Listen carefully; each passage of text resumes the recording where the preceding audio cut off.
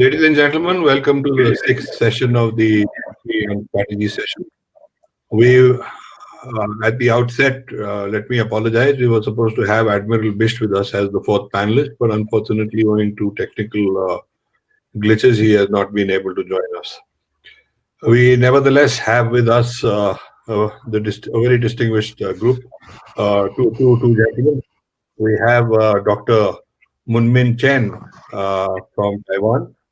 He is a professor at the Graduate Institute of International Politics, National Chung Hing University, Taichung, in Taiwan. He previously worked as Vice President for International Affairs and was the Director of Center for Studies in South Asia and Middle East at NCHU.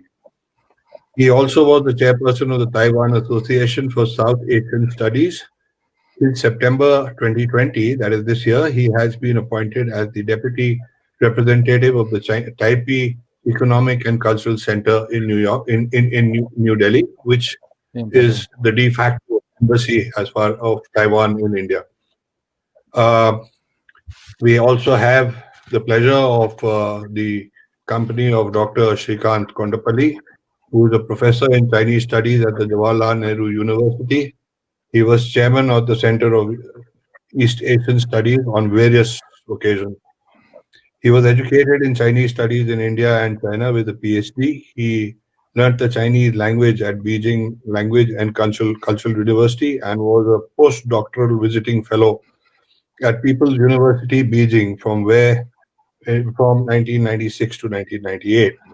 He was then a visiting professor at National Chengchi University, Taipei, and later a visiting fellow at China Institute of Contemporary International Relations in Beijing.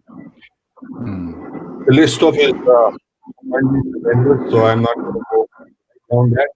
He was an honorary professor at the Chinese University, Jinan, and at Iran University of Finance and Kunming. He has authored two books, one on China's military, the PLA in Transition, which was published in 1999, and a second book on China's naval power, which was published in 2001. Since then, he's had enough of writing books, he says, and is now concentrating on editing and making other people write. Anyway, welcome both the gentlemen. Dr. Chen, let us start with you. We are dealing with two countries who have a common adversary. There's no other word for it. I mean, we can beat around the bush and say whatever we want. But China has been a major problem. And it's a growing economic power. We know what is happening.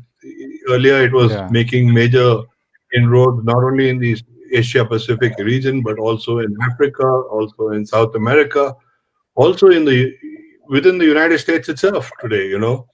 So give us a bit of a perspective from your side, and how do you see relations with India? Do you think that Taiwan and India are natural allies and that we actually need to really act together to try and see how things go? Not only India and Taiwan, but also like-minded countries who are today at the receiving end or will be at the receiving end of the Chinese march towards dominance, which they have openly been proclaiming.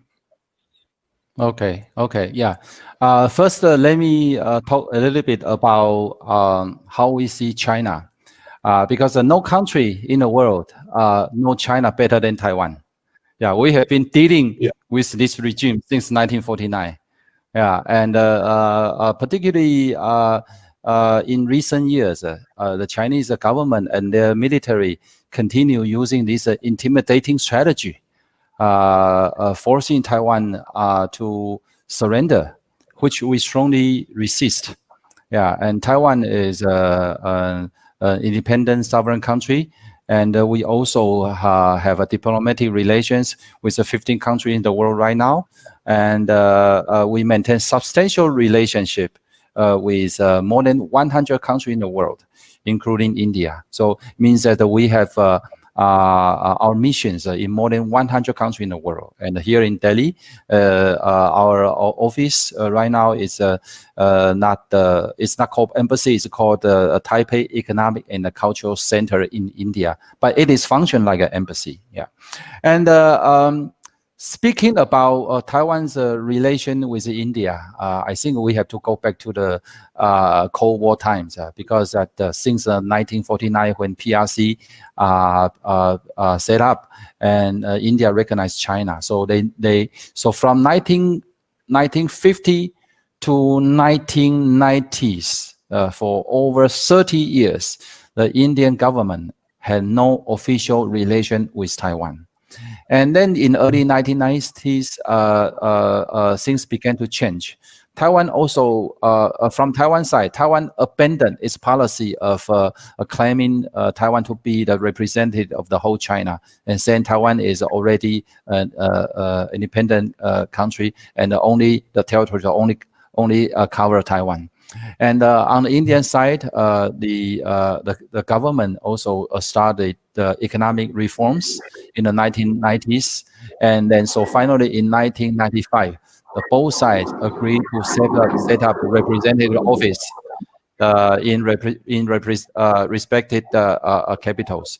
And so we have a TECC here in Delhi, and your office in Taipei is called India Taipei Association. And how is the relationship between Taiwan and India?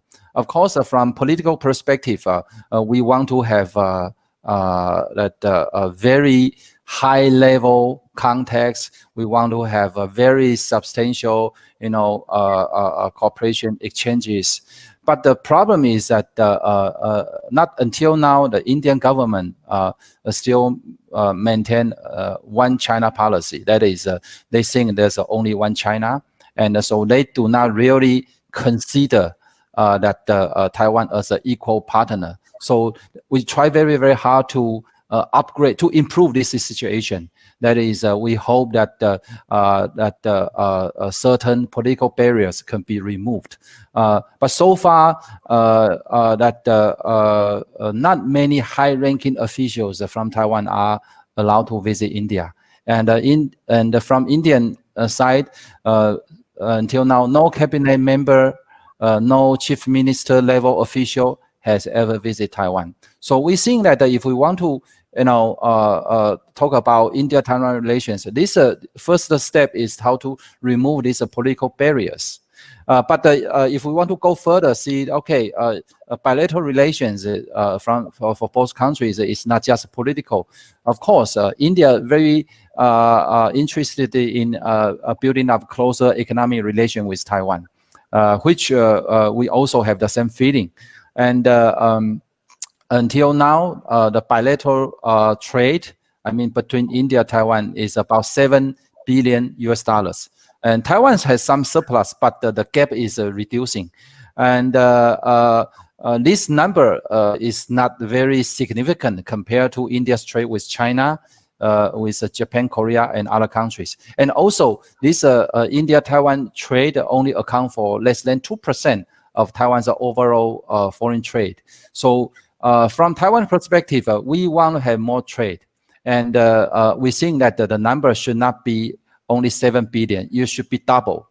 But since 2014, when the Modi, when Modi, yes, I'm so.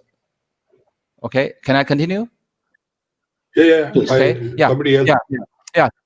Since 2014, when Modi became prime minister, his ideas of making India try to attract more foreign investment to India. So India also want more Taiwanese companies to come to India to invest.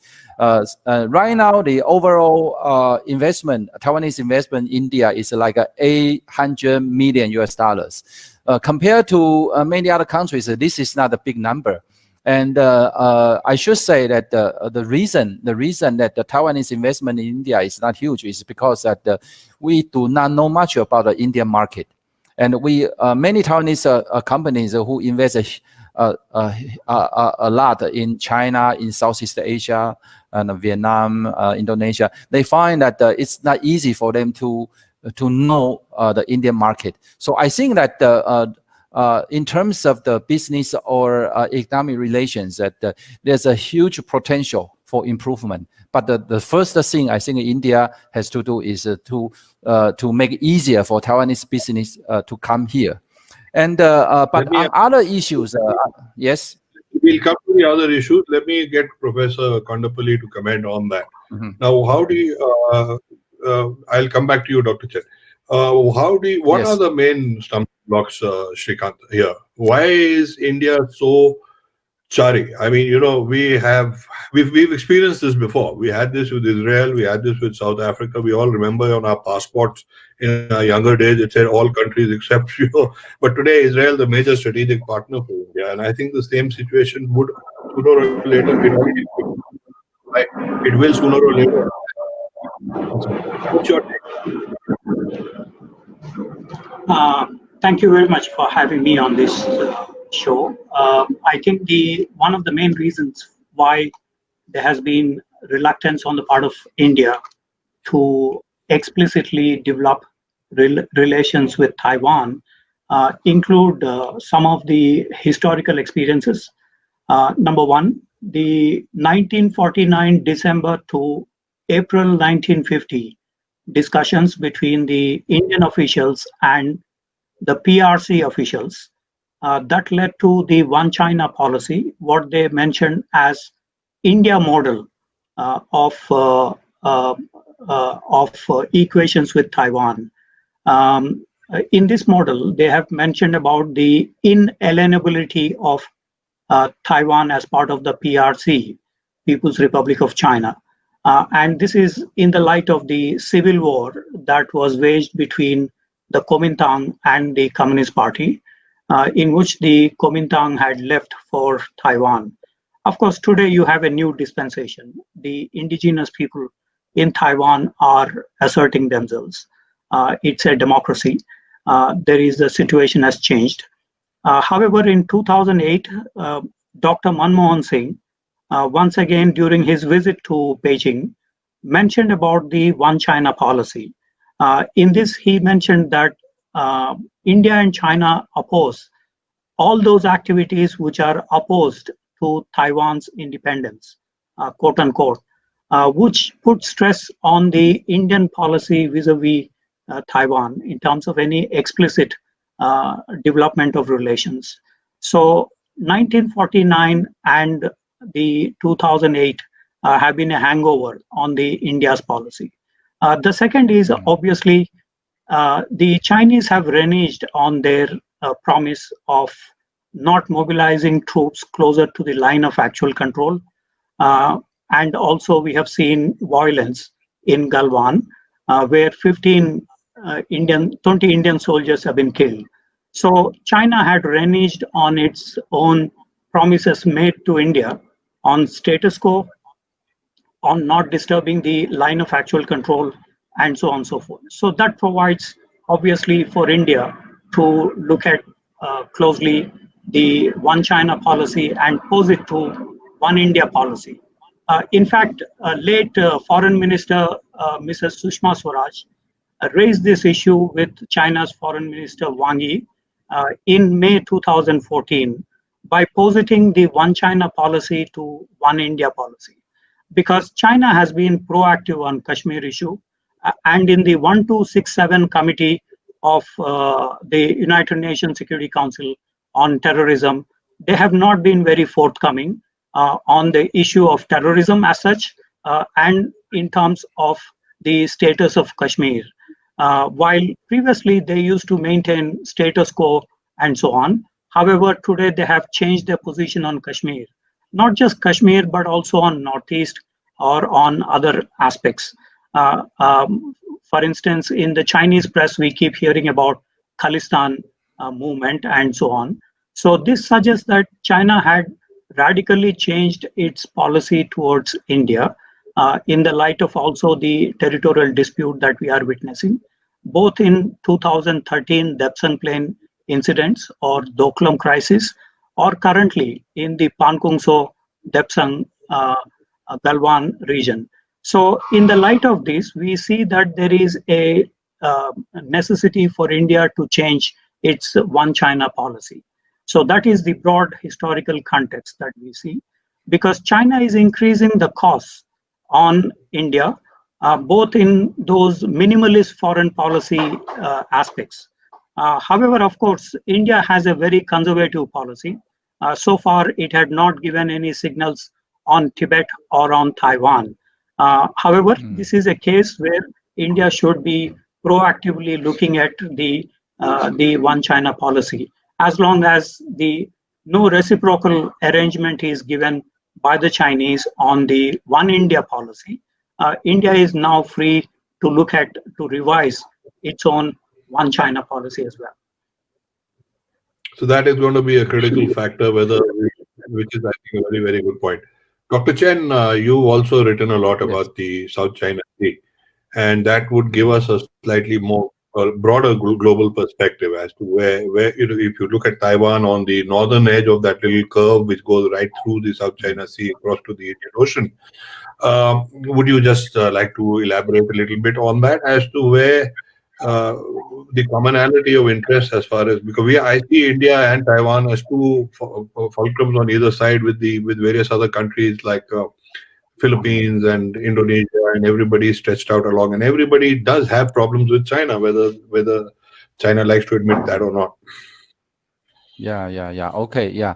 Actually, if you want to say any country really do have the right to claim South China Sea islands are their territories, it must be Taiwan, because Taiwan since the 1950s already control some of those islands in South China Sea. But this area and those islands were not did not become a spotlight until the 1990s, because earlier these are very, very small islands. I've been to one of those islands, so small that you can hardly live without support from outside. And but the later countries, including Vietnam, Philippines, and Malaysia, Brunei, all claim parts of the islands on South China Sea. And Taiwan's position is that these islands were Taiwan territories, and but we actually keep a very, very low profile, unlike China, because I think all these problems we see today in South China Sea is because of China in the past 5-6 years became militarization of those islands they control. They build up the military bases, airfields, and all, and began to control those islands in a more forceful ways. And but Taiwan, in contrast to China, Taiwan always said that we can sit down and discuss. So Taiwan always stick to this peaceful settlement of South China Sea disputes, and Taiwan is also willing to cooperate and to have a dialogue with the other countries who also have a sovereign claimants. But the problem is that because Taiwan does not have a diplomatic relation with the Philippines, with Vietnam, with Malaysia, and Taiwan is not a member of the United Nations or any other major international security organization in the world. So on South China Sea issue, Taiwan was kind of a sideline. Taiwan was not invited into any of these major security dialogue.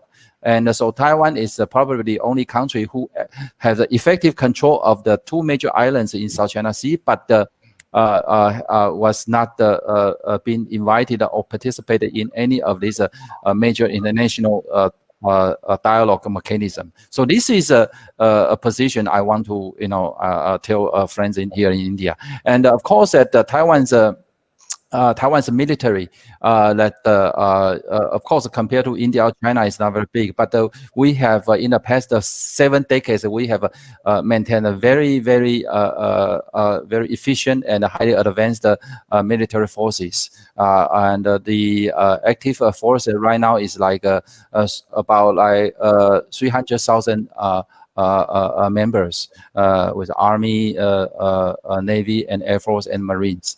Yeah, and so I would say that our position is to defend our territory, not just Taiwan and also the certain islands, official islands near China, and also the islands we already control in South China Sea.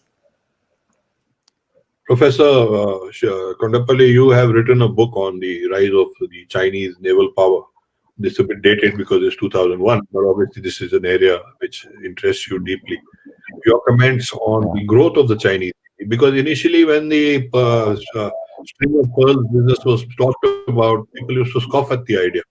But today it's a reality. We are facing a scenario which in a decade everything have changed around completely. How do you perceive what a lot of the Chinese thrust is based on building up its own naval power? So your comments on this. Indeed, I think since Deng Xiaoping's time onwards, there has been a thrust towards the maritime regions. There is a revival of Ming Dynasty, Cheng He, Admiral Cheng He's 7 expeditions to the Indian Ocean, Africa, and other coasts. Thirdly, there is a seafaring faction within the Politburo of the Communist Party, and the old 2-island chain that Chiang Kai-shek spoke about. Today, the Chinese effectively have crossed all those first island chain by the 1970s, and the second island chain, which roughly goes up to Kurile Islands in the Far East and towards the south, the Indian Ocean region. So when you look at the 2008 to 2020, 36 naval expeditions, or they call visits, to the Indian Ocean region by the Chinese Navy, this suggests that they have acquired a lot of naval modernization and a blue water naval capability. In fact, the white papers on national defense of China mentioned about the Navy, Air Force, and rocket forces as power projection forces, and then a lot of money has pumped in terms of the defense budget allocations. So there has been a thrust, and the Foreign Affairs Work Conferences of 2015 and 2019, they have clearly mentioned that China will protect its overseas interests. Number one, the 36,000 Chinese companies which have been operating abroad, 180 million Chinese who are visiting abroad as tourists, and also the over $1 trillion of Chinese investment that has been made abroad. So with these objectives, and with imports and exports touching nearly 40 to 50% of the GDP, and much of these is through the high seas, this suggests that the Chinese Navy modernization is continuing apace. Now, in the light of Taiwan and India, one of the things that come across in the naval modernization is obviously the Chinese militarization of the South China Sea, despite the July 2016 Permanent Court of Arbitration ruling. In this context, while Bangladesh won the 2 islands that it had contended against India as part of the Permanent Court of Arbitration ruling, and India has given up these.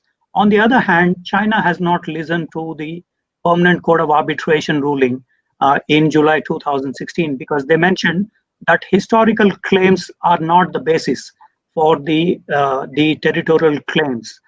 Secondly, there are environmental issues because they have been destroying the seabed for constructing those 2,000 acres of built-up area in the 5 reefs that they have militarized.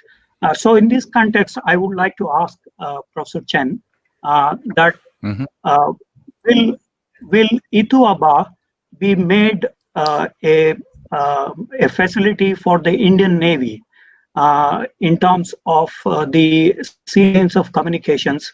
There are some 39 sea lanes of communications in the region, and 55% of Indian trade is passing through the South China Sea. So while Hillary Clinton mentioned South China Sea as national interest of the United States, India had not articulated so far in the same fashion, because it has implications for the Navy. And Indian Navy previously confined to the Indian Ocean and considered the Persian Gulf and the South China Sea as secondary in nature. So, in the light of this, will Taiwan be able to accommodate the Indian requirement for a base or replenishment facilities in Ituaba? I wanted to ask as a part of the Navy maritime related question. Okay. Yeah. Can I reply? Okay. Yes, please. Yeah. Well, this is a very, very interesting proposal. Yeah, and probably this is my first time to hear from a Indian scholar talking about Indians might get interested in this, because when I talk to our Indian friends about South China Sea, usually the answer I get is that India is not interested in South China Sea. It's too far. It's not India's national interest. Okay, but regarding your question, I would say that Taiwan government's position is that we don't want to militarize the islands that we already control. Okay, Ituaba is the biggest natural island in South China Sea, and we do have airfields and a pier. But so far, we do not have a plan for having more military installations. But our government also made it clear that we are willing to cooperate with other countries on the joint development of the island. Okay, so I think that if India has some interest in doing this, and we should at least you should at least make the Taiwanese government aware of it. And my personal view would be that if we really want to make Ituaba military base for military purpose in future, I would say that probably not just the Indian Navy. I think American or Australian Navy, or we can make it a naval base for Quad members. Yeah, because Taiwan is Taiwan is interested in Quad. Okay, Taiwan, of course, is not a member. Is not a member of all these kind of security dialogues. But Taiwan is interested in Quad. If Quad is going to expand into a Quad Plus and inviting other smaller countries to join, Taiwan be very, very interested. And then if not just India but other countries, including U.S., Australia, and Japan, saying, okay, we want to cooperate with Taiwan on this issue, then I think that Taiwan will consider that. That's my answer. One of the core India's national interests is counter-terrorism, because we have been suffering the cross-border terrorism, and we have also the Mumbai attacks. In the light of this, the Taiwanese have one of the very sophisticated surveillance technologies in the maritime domain. What kind of cooperation can we expect from Taiwan, both in counter-terrorism and also the surveillance mechanisms in the maritime regions? I know that Taiwan has deployed in the cross straits very sophisticated equipment to monitor the any ships or underwater mines or others. So to what extent do we expect cooperation from Taiwan on these two aspects? Yes. Okay. Yeah, I would say that in terms of the counterterrorism, Taiwan actually we never suffer from any terrorist attack. Yeah, since 9/11, Taiwan is basically safe. Yeah, but Taiwan government spend a lot of time working on cybersecurity, which from our perspective is a far more imminent threat. And so I would say that in terms of the counterterrorism or in general national security issues, I think that cybersecurity is one very important area that Taiwan can cooperate with India. But so far, we don't see any Indian government official or any agency make similar proposal to Taiwan. And in terms of surveillance, I'm not expert on this, but I think that Taiwan and India, because our relation is very, very unique. You cannot call it that. Perhaps not unlike India's relation with other major countries. You could have a very constant military exchanges. Yeah, and but so if Indian government would allow their military officials to visit Taiwan, and if you allow that both sides, if not the military officials, but some kind of military think tanks, to first start talking about the possibility of this kind of cooperation in surveillance in maritime areas, I think it is possible. Taiwan also wants some partnership, international partnership, that is, and countries like India, big military power, with a common interest on with Taiwan. I think it's an ideal partner for us to build up such a partnership. If we just divert a little, go inland a little bit now, instead of just looking at the sea, but continue to look at that region. How would Taiwan view a partnership between India, Vietnam, and Taiwan? Because Vietnam again has proved itself to be a very sturdy and it's a formidable country when it comes to taking on China. Even their border guards, that the last people to really take on the PLA were the Vietnamese. So what is the equation with Vietnam? And how would you view? See, the Quad and everything has a Western tinge to it, which I think the Indians are a little wary about by themselves, given our own non-alignment background, etc., etc. But if there was to be a development basically focusing on Vietnam and India on one side, Taiwan on the other, with Vietnam in the middle, what would your view on that be, Professor? Yes. Okay, I would say that among all ASEAN countries, Vietnam will play a very key role in terms of cooperation with India and Taiwan. The reason is that Vietnam actually they have a very good relation with Taiwan. Unlike India, Vietnam allowed their government officials to visit Taiwan, and every month, and Taiwan also has a huge investment in Vietnam, and Vietnam can send their the whole bench of government officials to Taiwan for training for a few months, no problem. And so I would say that Vietnam could serve a good model for building very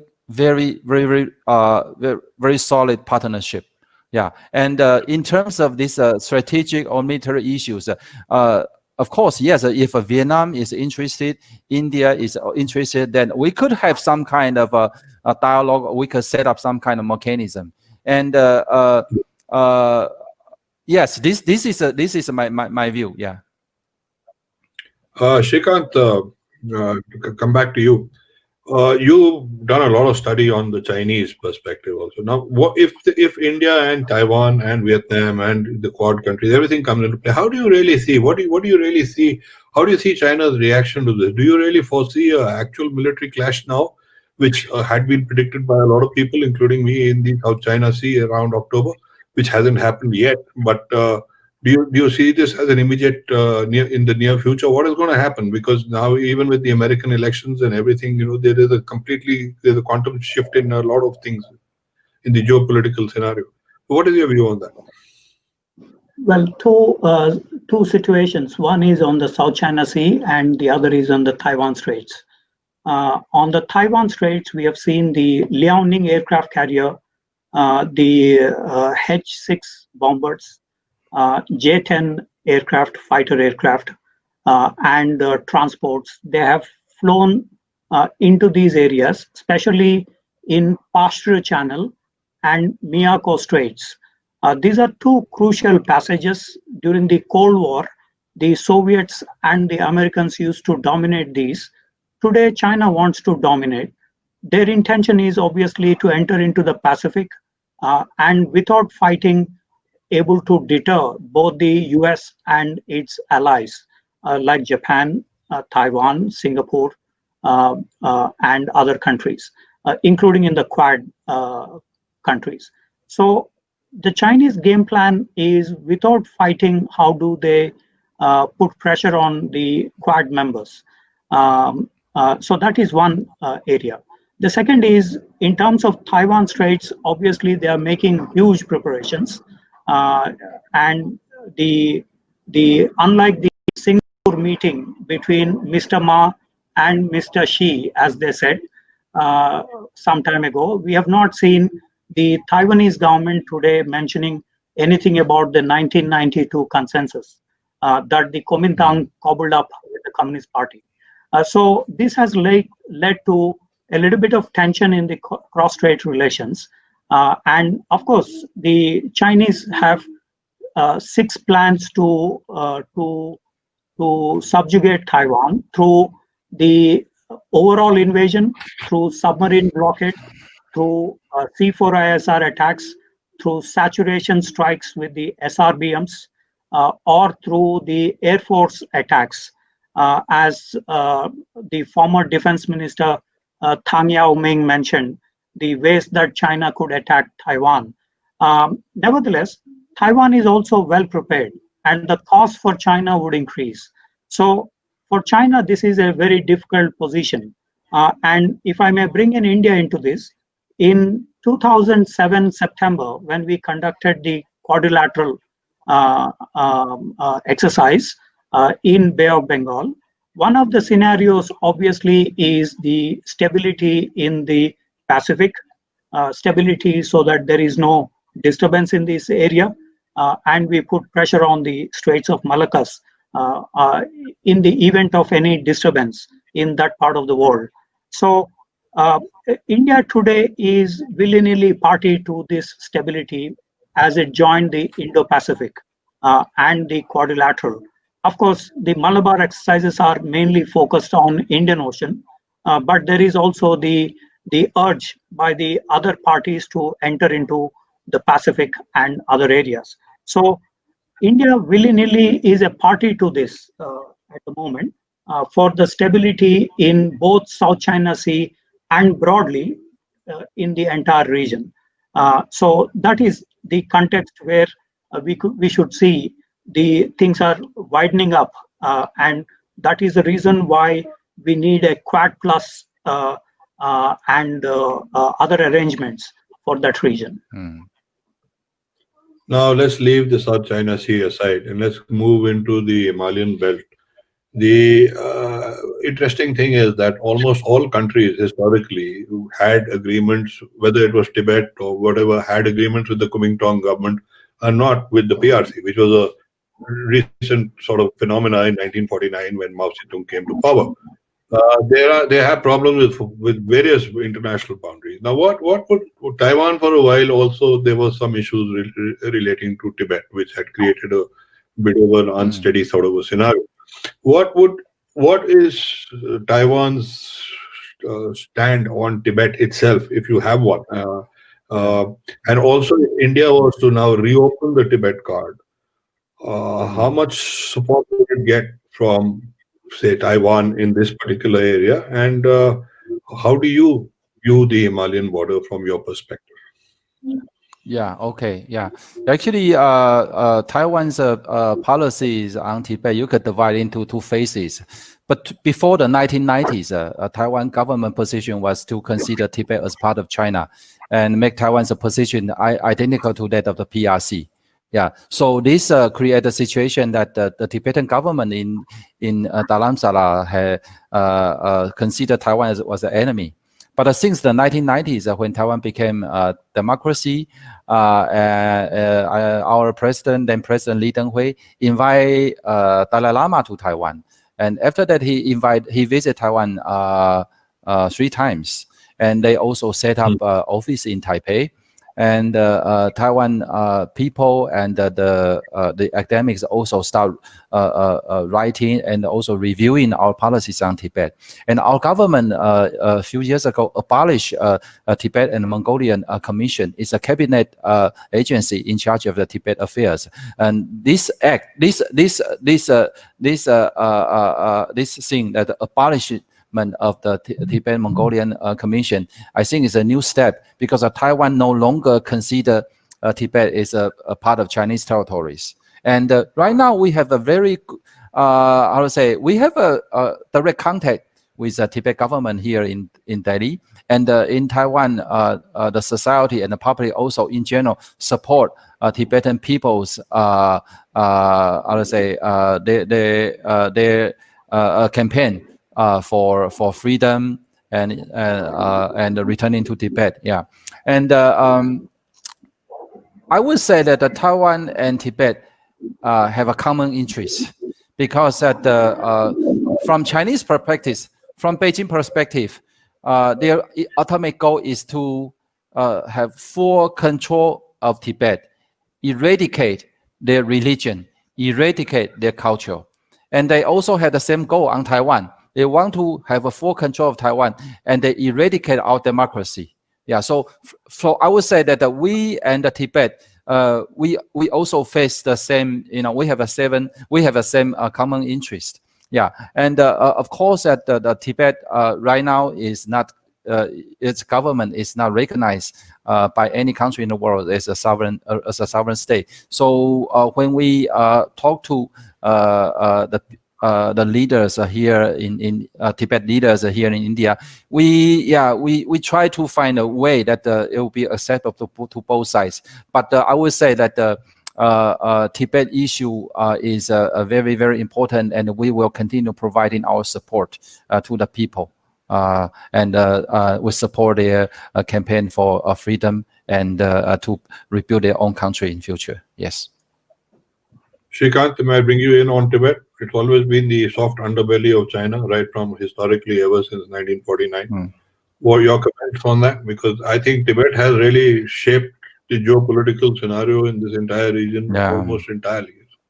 How do you see, what do you think India can do? Well, actually, there is a sticking point between India and Taiwan on the Tibet-related issue. In 1914 Shimla Conference, when the British Indian government tried to settle the inner Tibet and outer Tibet, the Republic of China opposed. Chen, the nationalist government representative, opposed the division of Tibet into inner and outer Tibet. But that is not the problem. The problem was the Chinese side did not even acknowledge openly the McMahon line. Although Chen Yifan had initialed the document and the map for final arbitration in terms of a treaty, etc. However, there has been a concern on the Republic of China's position on McMahon line, because this is connected to Tibet in many ways. So actually there is a sticking point in India and Taiwan on that issue. Having said that, in terms of the current reality, obviously in 1962, when India and China went to war, General Kaul requested Chiang Kai-shek if they can organize a concerted attacks on China at that time. However, Chiang Kai-shek refused. Likewise, we also had several missed chances between India and Taiwan. For instance, in 1991, P.V. Narasimha Rao sent his Commerce Secretary to Taiwan so that we can bail out of the problem that we were facing at the time, the economic problem. However, Taiwan had a very conservative opinion that point of time, and we got bailed out by the Japanese by parking some money in the Reserve Bank of India.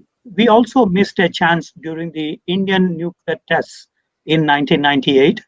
There were feelers at the time because China was hell-bent on passing the 1172 resolution in the Security Council. We also, in the recent times, we also missed the bus in India-Taiwan relations. Of course, Indian Army Chief General Narawane had not approached Taiwan in the current Pantung So Galwan related issue, partly because he is confident to address this issue and counter the Chinese aggression on the Indian territorial related problems. However, Taiwan could also look at this as an opportunity because one of the things that Taiwan obviously has, even in the Himalayas, is the surveillance systems. Mm. The kind of radar network that Taiwan has can penetrate into the Western Theater Command in Chengdu or in other areas. So it has one of the best systems to look at, and because the ability to gather information is very high and more accurate, Taiwan could do also see this as an opportunity overall in terms of what is happening currently in Galwan or in Depsan Plains. It's actually a question to Professor. Yes. You could Okay. answer. Yeah. Well, yeah, I fully agree with Professor Shrikant talking about there are a lot of missed opportunities between India and Taiwan in the past. Yeah, and I would say that from Taiwan perspective, we always want to have a stronger relation with India. But when India look at Taiwan and look at Beijing, if they want to have a stable relation with Beijing, then they ignore Taiwan.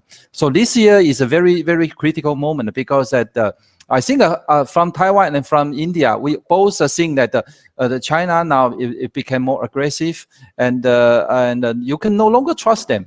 You know, as long as Xi Jinping is in power, I don't believe that we could maintain good relation with them anymore. Yeah, so particularly from a military strategic perspective, some kind of cooperation is achievable. Yeah, and in the past we have tried to do something that is, you know, that in Taiwan we also speak Mandarin Chinese, and in India when you gather intelligence, you get the data from China. You need people to decipher, to analyze it, and this Taiwan could help India training your personnel. Yeah, and actually we have tried, but I would say that so far this kind of programs is not steady. You know, it was so we need to have the government from both sides sign some agreement, and then we need to assign agencies, military or think tank or schools, whatever, to really do something together. And of course, that what Professor Shrikant mentioned about cooperation in other areas like surveillance, and also actually Taiwan also very good in defense industry. I'm not talking about you know, heavy weapons, but some kind of logistics like equipment that Taiwan could produce very, very good quality equipments. And India now purchase a lot of this such equipment from USA, from Israel, from other countries. Why not consider Taiwan? You know, those are high mountain gears, yeah, and some kind of military hospital facilities Taiwan can produce. Yeah, and I would say that we could cooperate in this kind of not so sensitive issue areas. Yeah, it's not an arms sale, but it will provide a very, very solid base for building a real partnership. Yeah, I think both India and China and Taiwan have, at various parts of their immediate contemporary history, tried the appeasement policy with the PRC. Then late 1990s, I think Taiwan also, you know, tried to play ball with them and see what comes out of it. India also has tried to look at it from that point of view. And at the end of the day, I think both countries have got their fingers even more severely burnt because, as we've been repeatedly saying, the Communist Party of China is something which nobody can really trust. Anyway, I'm going to, as far as the immediate discussion is concerned, terminate it at this point. We will have another 15 odd minutes where people who are watching this would have questions, and we'll field those as we go along. So for the time being, let us now open the field for questions to the audience who are participating in this. Welcome back, gentlemen. We had this discussion some time back, and a lot of water has flown down various rivers since then. The US election, of course, has dominated proceedings and continues to perhaps keep everybody on the edge of their seats. Professor Kondapalli, what's your take? Biden has made a few references to this region. the semantics of the terms he's used also drawn as raised eyebrows. What's your take on that? Well, interestingly, the President-elect Biden had used the words Indo-Pacific several times in his public interactions, and prominently he used the word secure and prosperous, rather than free and open Indo-Pacific, meaning thereby the aspects related to democracy, transparency, those probably will get lesser attention, which is surprising for the Democrats to focus if that is true. Number one. Number two, I think the in the Trump administration we have seen the Taiwan issue becoming pretty prominent, almost to the level of reaching formal ties with the sending Taiwan Travel Act. High personalities have visited Taiwan. There was the reciprocal access. There was also the military related arms sales, which were announced over $1 billion of such arms. It is not clear whether Biden would be pursuing those, given the previous Democrats' closeness to China in terms of their engagement policy. So it opens up a can of worms, the new presidency in the White House, and we need to see what they're going to do in relation to Taiwan and in relation to India. Your comments on that, Dr. Chen? Yes, the Biden. Okay, yeah. I would say that Taiwan in general, they used to prefer a Republican president than a Democrat one. It's because that the Republican president they used to be more supportive of Taiwan. But I would say that right now that the situation is quite different. That is, no matter who will become president, Biden or Trump, and then I think that the U.S.-China relations are totally different from what we saw before. Yeah, and Taiwan right now we already have some very close connections and also communications with both sides, Democrats and the Republicans. So I don't think that there will be a radical change of a U.S. policy on Taiwan when Biden became president. We probably it will take a longer time for us to see what will Biden do or say to give a concrete support of Taiwan. Because Taiwanese people, our impression right now is that Trump is very, very supportive of Taiwan. But so far, Biden say very little. Yeah, so we don't worry, but we want to wait and see what the Biden will say and do. Yeah, then we will see how to cooperate with him. Watch and see. And Yeah. Now let's go from we have a bit of interest on this particular aspect. Let's go from the present and perhaps the immediate future. Let's go back a little bit historically. Now, again, let me start with the professor. You have spent a lot of time in PRC as well as in ROC, and most of these disputes the origins all go back to the treaties between the British and the Tibetans and this and that. Just about everybody is involved.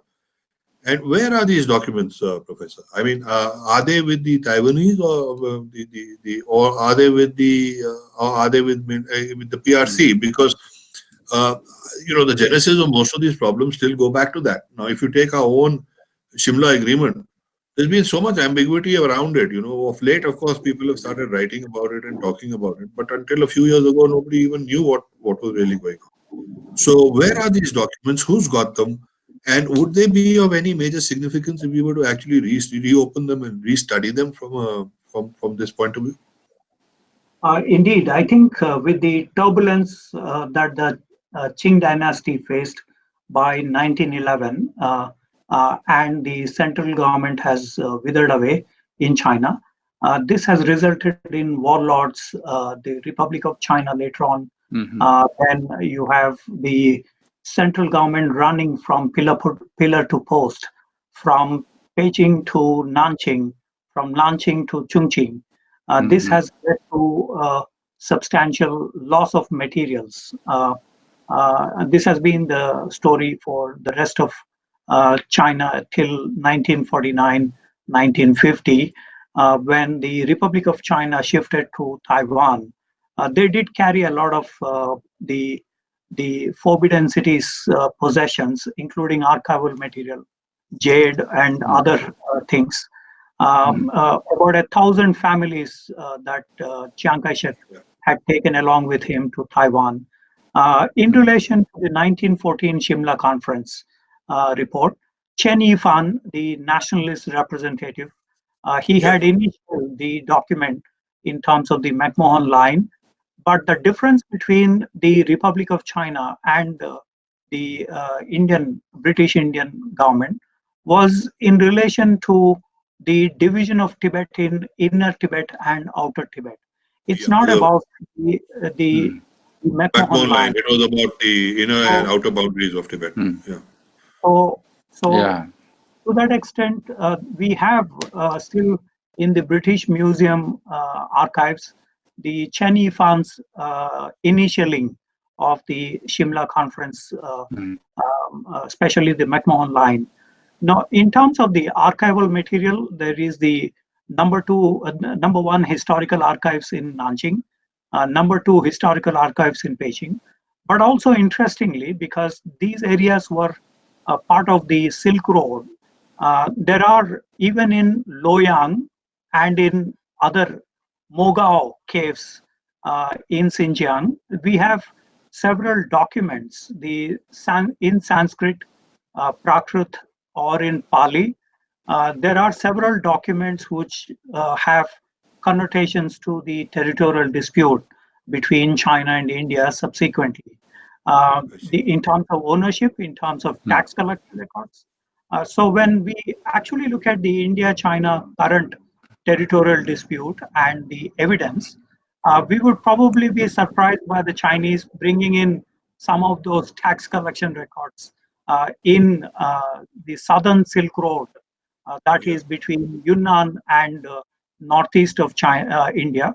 We may possibly see them surprising us with some of that documentation historically, because in territorial dispute resolution, you have to show documentation, evidence. Yeah, it all comes down to it's all paperwork. Okay, I'm running out of time here. Dr. Chen, one last quick word from you. You said you had seen some of these documentations in Taiwan, and what's your take on it? We've got less than a minute, almost a minute and a half left, so quickly. Yes, because the ROC government ruled China from 1911 to 1949. So actually, a lot of those treaties signed by the previous Qing dynasty and also Republican government were brought to Taiwan in 1949. Earlier, these were all in the Ministry of Foreign Affairs.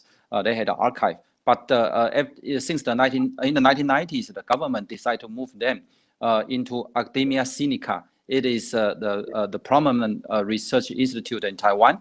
And in Academia Sinica, there is a research institute of modern history. So most of these documents in the 19th century or early 20th century, they became microfilms. So any researcher who just registered will have access to these archives. Yeah. So let's hope that. And so So that is one area where we could possibly get into it and try and relook at history and reopen some of these issues and take on China in a slightly at this level, that this is what actually happened, etc. But then it works both ways. The Chinese may turn around and say, well, it happened that way. So anyway, the debates are endless. Thank you very much, gentlemen. It's been an absolute pleasure to have you with me on this Value of Words thing. Both Dr. Chen, thank you so much for representing Taiwan and being a part of this conversation.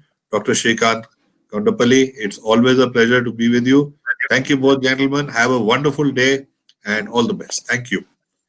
Thank you. Thank you.